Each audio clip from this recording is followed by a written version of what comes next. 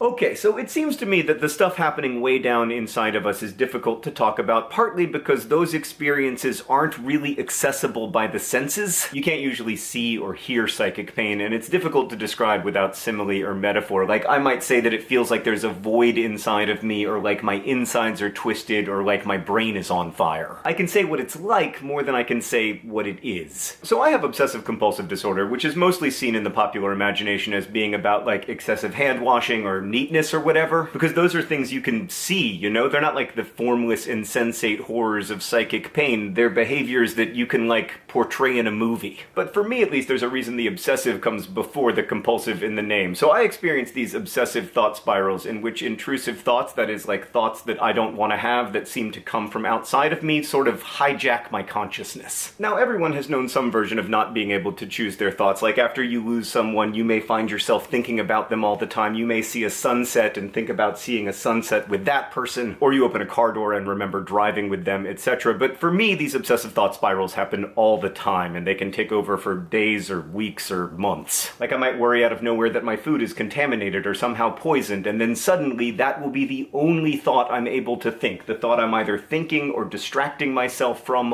all the time. And when that gets bad, I can lose all control over my thoughts for an extended period of time, to the extent that I can't follow what's happening in a TV show or read a book.